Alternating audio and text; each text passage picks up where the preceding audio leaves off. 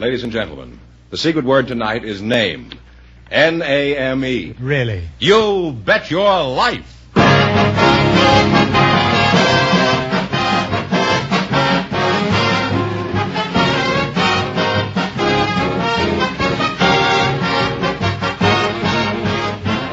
It's Groucho Marx in You Bet Your Life, the comedy quiz series produced and transcribed from Hollywood and brought to you by the more than 3,000 DeSoto Plymouth dealers. The dealers who have on display the outstanding DeSoto Automatic with fully automatic power flight transmission and the all-new Plymouth, your best buy in the low-priced field. And now, here he is, the one, the only... Charming lad. I know him well. Oh, that's me.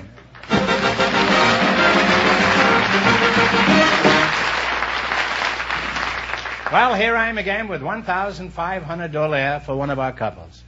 George, who's first? Well, Groucho, we have a man with an interesting story for you. He's Mr. James Murphy, and his partner is a special guest, Miss Stella Walsh. So, folks, would you come in, please, and meet Groucho Marx. Welcome for the DeSoto Plymouth dealer. Say the secret word, and you'll divide $100. It's a common word, something you always have with you. Stella Walsh, eh? One of the greatest women athletes of our time. Female Bob Mathias. It's an honor to have you here, Stella. You too, Mr. Murphy. It's an honor to have you here. Thank you. It's not quite as big an honor, perhaps, but a small-size honor. Stella, where are you from? Well, I come from a little village in Poland called Wierzbierzchownia. And your name is Stella Walsh? That isn't a Polish name. Well, my name really is Stanisława Walaszewiczówna. Well, you're going to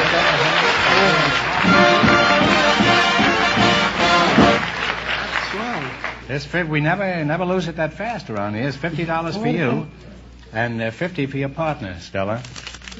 Now you can quit right now and go home if you want. That's it for the night, Stella. Now you say, what was your name again? I didn't get that. Stanisława Walaszewiczówna. Uh-huh. That's good with a heavy cream sauce, isn't it? Well, Stella, I know you've been a headliner on the sport pages for a good many years. And this is a kind of a delicate question, but how old are you? I'm 43. Are you? Well, you don't look it. And your actions don't indicate any such age. What are some of the titles you hold? Well, I hold 40 United States championships, 22 Polish national titles. Of course, I had the Olympic title and a number of world titles. Was this what, decathlon? Well, pentathlon. Mm-hmm.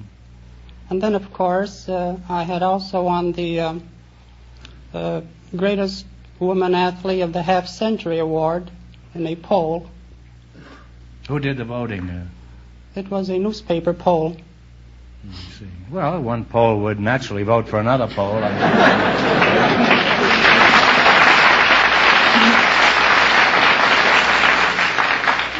How many records do you hold, Stella? Altogether, over 100 records in various countries. That's amazing. Mr. Murphy, how old are you? I'll be 51 in August. In August, huh? Mm-hmm. This year? That's right. What is your hometown? Boston, Massachusetts. Oh. Somebody out there from Jacksonville, Florida. And how long did you live in Boston? Or did they say Boston? Boston. It's foggy from Bar Harbor to Boston. Oh. It's foggy from Bar Harbor to Boston? That's what I used to say, but no more. Oh. It isn't foggy anymore? It's just foggy. Oh. How long did you live in Boston? I lived in Boston 20 years, and then I went in the Navy for the next 22 years. Oh, you were an ex-sailor, huh? That's right. Have you got anything to show for it, like a boat and a bottle? Well, no, not a boat and a bottle, but I've got 13 tattoos and a good pension.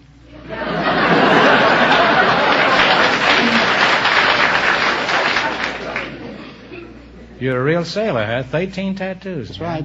Well, your wife must be very happy with you when she can't sleep at night. All she has to do is switch on the light and look at the cartoons. When you have an itch, you must be almost as entertaining as Kukla, Fran, and Ollie. Stella, let's get back to you. You say you're 41? 43. 43, yeah. But now that you're too old for competition, do you still keep in condition anyway, Stella? Oh, I'm not too old for competition. Just last year I had won the United States all-around pentathlon title. And of course I expect to defend it this year. And the interesting part about my competitors is that most of the contestants weren't even born when I was winning my first championship 25 years ago.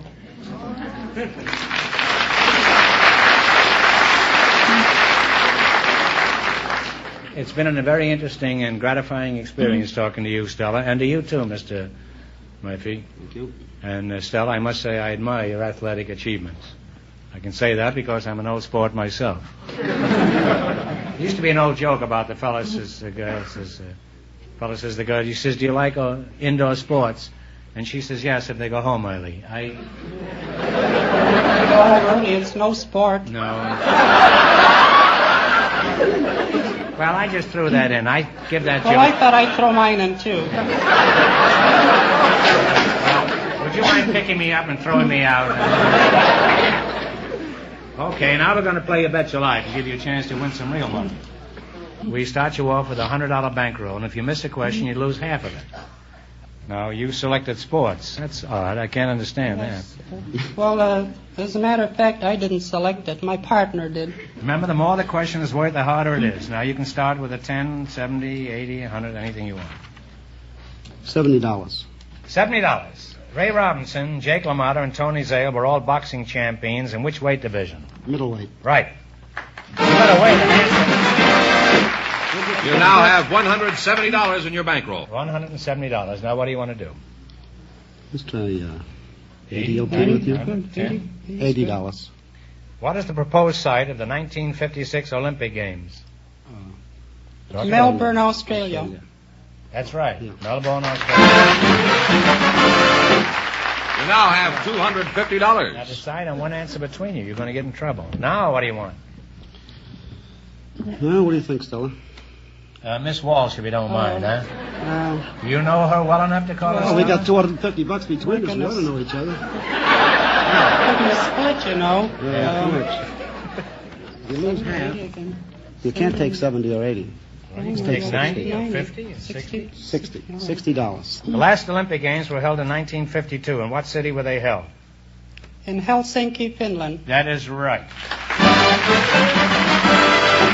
You now have $310. Now, you can quit or go ahead. Last chance to beat the other couples. All right, let's take the 90. 90. All right. 90 Take the in 90. fencing. What do you call the protective pad on the end of a foil?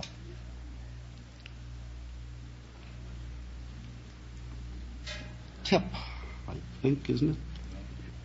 I mean the The protective pad on the on the end end of of a foil. Times. Well, it's a button. Well, we don't have all our buttons, that's for sure. You just lost some of your buttons. Well, how much have they got? Well, they wound up with half the bankroll. They have $155. Well, thanks and good luck from the DeSoto Plymouth dealers. Sorry you blew the last one.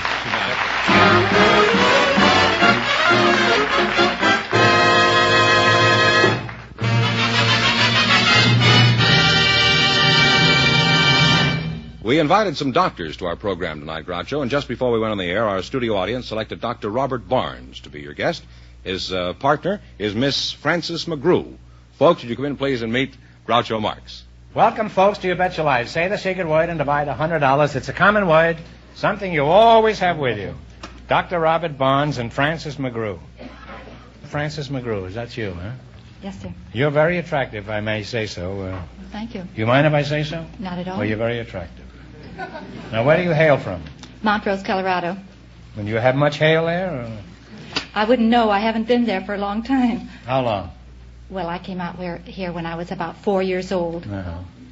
And you're single, I Yes, sir. understand? Yes. How long have you been single? Let's get on to the quiz. I'll return to you shortly. Dr. Barnes, Yes, Groucho. where are you from? New York City, originally. How long have you been out of New York? I've been here in Burbank for 13 years. Doc, almost everyone in your profession is a specialty. What do you specialize in? I specialize in feet. Feet. Well, I'm always happy to meet a man who's at the bottom of his profession. You have ptomaine poisoning? Not recently. Well, how come you specialize in feet? After all, there's only 2 feet to each person. If you were a horse doctor, you'd have 4 feet to work on. Well, originally I Or a was centipede, you'd have 18 feet. Originally, I was interested in optometry, and I went to Philadelphia to investigate optometry and met my cousin who was studying that subject, and he was finding it rather difficult, and he said, why don't you go across the street to feet? I went across the street to the Temple University College of Chiropody, and here I'm a chiropodist and love it. What is optometry? Is that the treatment of the eyes? That's right. They have such fancy euphemisms now for every profession. You don't know what a man is anymore. He can tell you, though. Yeah. They used to call them children's doctors. Now what do they call them? Pediatricians. That's right. That costs an extra $5. You know. Of course. Francis, let's get back to you now. By the way, Francis is pretty formal. Do you have a nickname that I could use? Yeah? You may call me Fran. Fran? That's fine with me. Fran McGrew. You wouldn't be dangerous, Fran McGrew, would you? You know, Groucho, if I hear that again, I will be. That's what people always give me. Am I dangerous? Well, are you? Well, only at times. I'd say you were about as dangerous as an angry butterfly. Now, what sort of work do you do? I'm a private detective. As I said, you're about as dangerous as a loaded revolver. And whatever it is, I didn't do it. A private detective? How does it happen a pretty girl like you became a private eye? Are you crazy about trench coats? I was on the police department, and I sort of branched out from there. Oh, you went in business for yourself, huh? A lady cop. Well, you ought to be glad you're teamed with a chiropodist tonight. He could be a big help to a flatfoot. Well, who do you work for as a private eye, Fran? I work for Richard S. White and Associates Industrial Security Bureau. What is that? I do all types of investigating. Right now I'm spotting shoplifters. Uh-huh. Well, how does a person go about shoplifting? I think our audience would be interested in hearing a few tips from an expert.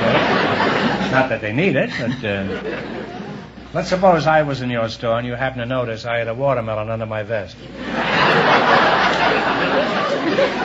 Well, I would keep you under observation all the time you're in the store, and then I'd wait till you got outside. I'd follow you out, and I'm very... split the watermelon with me? I'm very polite. Uh-huh. I'd walk up to you and identify myself. And then kick me in the watermelon, huh? I'd like to continue talking to you two, but now it's time to play You Bet Your Life. I've certainly learned nothing about chiropody. Is that the... Yes, I'll be glad to talk to you after the show. Well, I wish you would, huh? I got one shoe unlaced already, you know? Remember, now we're going to start you off with $100. If you miss a question, you lose half your bankroll, and you don't have to take all 4 questions. You can quit any time you feel that you're ahead of the other couples. In the race for the $1,500, the first couple won $155, and the secret word is name. You selected movie quiz, and remember, the more the question is worth, the harder it is. Now, one answer between you on everything. Now, what do you want to start with? 90. We'll start with 90. 90? Okay, what movie star was formerly the vocalist with Les Brown's band? Talk it over, and one answer. Don't kiss him, just talk it over, huh? What is Doris it? Day? Doris Day. You now have $190. Go down line 80. 80. Who won an Academy Award for his portrayal of George M. Cohan in Yankee Doodle Dandy? Jimmy Cagney. That's right.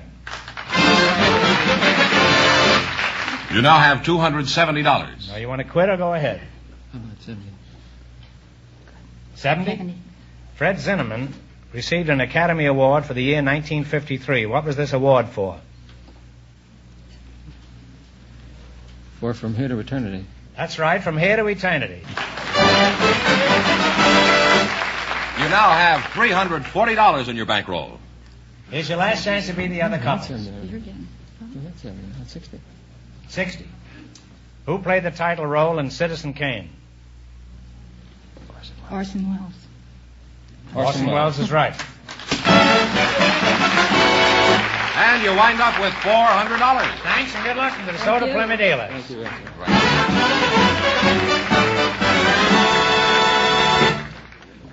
George, you haven't told me. Where are you going on your vacation this year? Oh, I don't know. China? No, I hadn't planned on China. I thought maybe we'd all jump in the car and go up to Lake Tahoe. You know, I won't be here next week. That's true. This is the final show of the current season.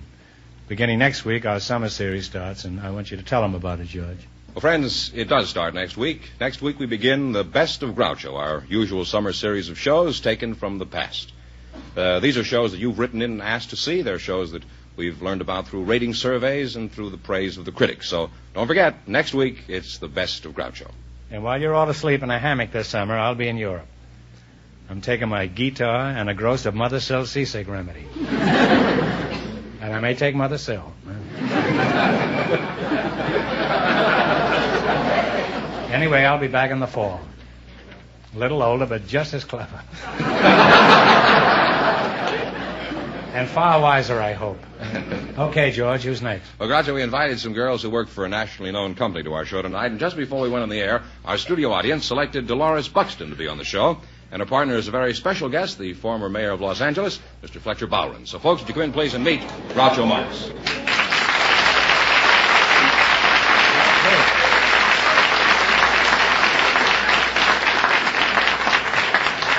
Mr. Bowron, I've long been an admirer of yours, and I must say it's an honor to have you here. Thank you, Groucho. Dolores Buxton, I've only been admiring you for the last 10 seconds, but you're welcome, too. Thank you very much. And if either of you say the secret word, you'll divide an extra $100. It's a common word, something you always have with you. Are you two going steady? Oh, no, not yet. Not yet. As soon as you get the $100. Huh? What brings you to Los Angeles, Mr. Bowron? Well, I live here. Oh. Well, that's an odd one. This is staggering. Imagine an ex-mayor who isn't living in Mexico. By the way, Mr. Bowron, how long were you mayor of Los Angeles? Just about 15 years or 4 terms. 4 terms. Was this before or after you were mayor? You served 4 terms. I'm only kidding. I know you were one of the most honest and forthright mayors we've ever had.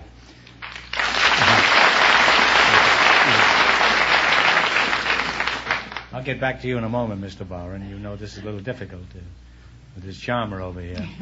You haven't heard the last of me. Now, Dolores, where are you from? I'm originally from Newark, New Jersey. Are you married? No, I'm not, Groucho. You're not. Well, goodbye, Mr. Bowron. Thanks, and good luck from the DeSoto Plymouth dealer.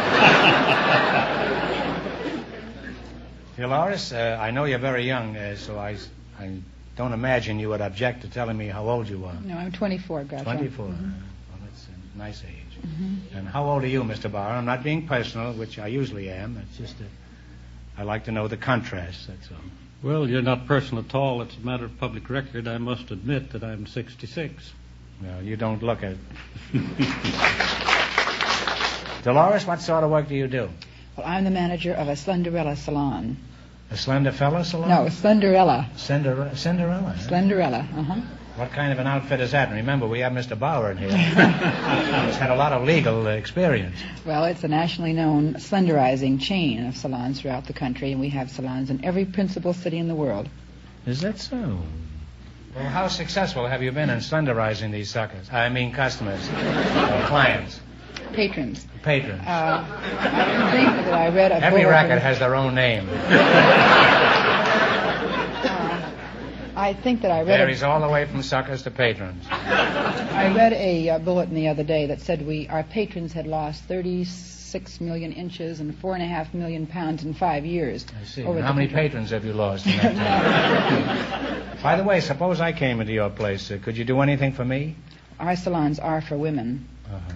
No, I'm asking you personally, I mean. I don't know what you mean, Groucho. I don't know what I mean either, but sometimes it's nice to run up a blind alley. You never know what to lead to. Mr. Bowron, what are you doing these days?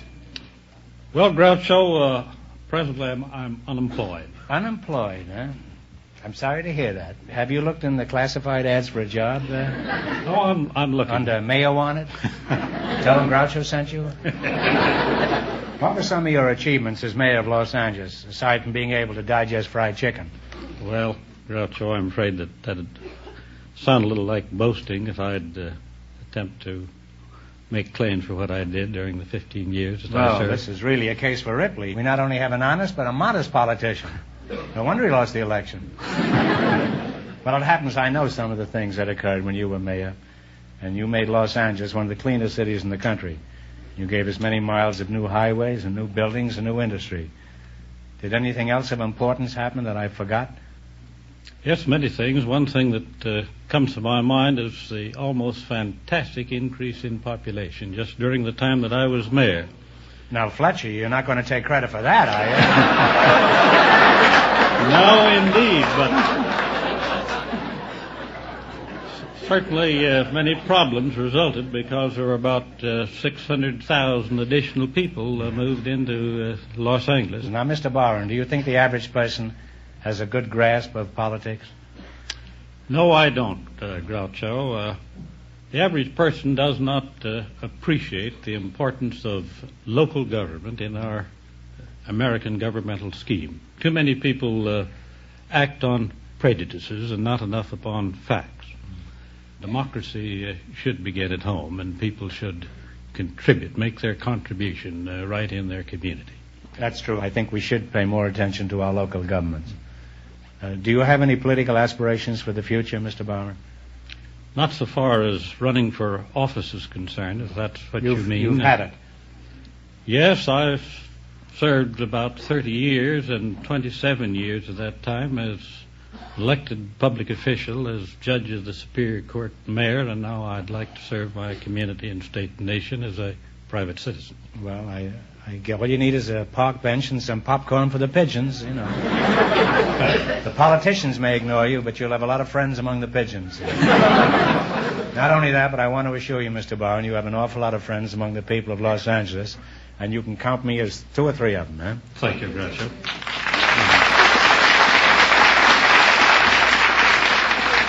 I'd like to continue talking to you, Mr. Barron, and to you too, Dolores, but now it's time to play You Bet Your Life. In the race for the $1,500, Miss McGrew and Dr. Barnes are leading with $400. We start you off with $100. If you miss a question, you lose 1/2 of what you have. You select a general information quiz, and remember, the more the question is worth, the harder it is. Now, which one do you want? $20. 20. Mm-hmm. All right. What do the initials FHA stand for? Federal Housing Administration. Well, you didn't even need him, right? You now have $120 in your bankroll. What do you want? $80 of it. $80. You're going to bet $80. This is an $80 question, in other words, you want. Mm-hmm. Huh? Okay. John Rolfe, R-O-L-F-E, married what Indian princess? Oh, dear.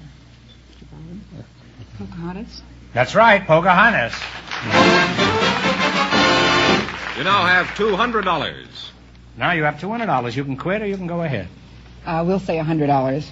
The Roman numeral D stands for what number? Now get together now. One answer between you. Must be on the courthouse, Mayor. 1,000? No. Just half of that, 500. And you have half your bankroll, 100. Now you have 100. Now there's your last chance to beat the other couples. What are you going to do? We'll say 50. 50. What do you call the small percussion instruments held in the hand that are used to accompany Spanish dances? Oh, castanets? Castanets is right. And you wind up with $150. Thanks and good luck from the DeSoto Plymouth dealers. Sorry you didn't win, boys.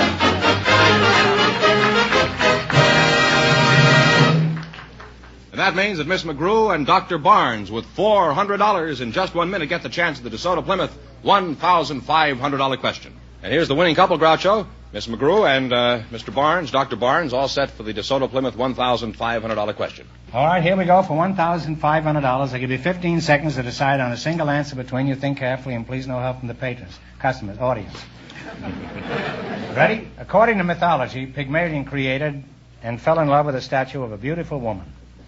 When she came to life, he married her. For $1,500, what was the name of this statuesque beauty? Talk it over.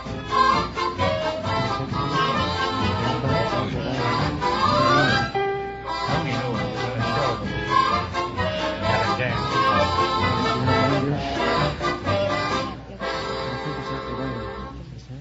What is the answer you two have decided on? We think it's Aphrodite. I wish it was, but it isn't. It's Galatea. Well, you lost the big money, but how much did they win in the quiz, George? Well, they won $400 in the quiz. Well, that's pretty good. Congratulations, and thanks to both of you and to all of our contestants on the show tonight. Thank you, Groucho. Thank you. From the DeSoto Plymouth Dealers of America.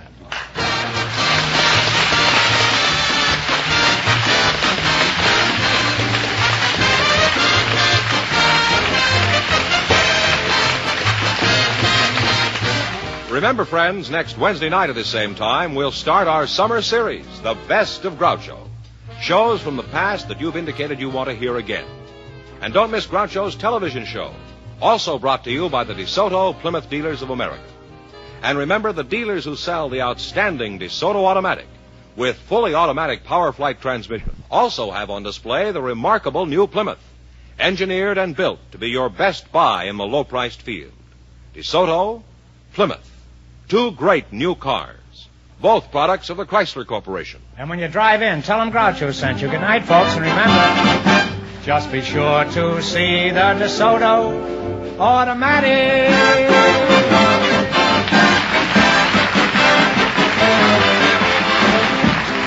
Folks, here's a little rhyme from the National Safety Council.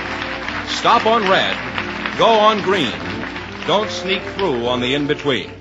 You Bet Your Life, transcribed from Hollywood, is produced by John Goodell, directed by Robert Dwan and Bernie Smith, music by Jack Meakin. This is George Fenneman signing off for the more than 3,000 DeSoto Plymouth dealers from coast to coast. You Bet Your Life is heard by our armed forces throughout the world.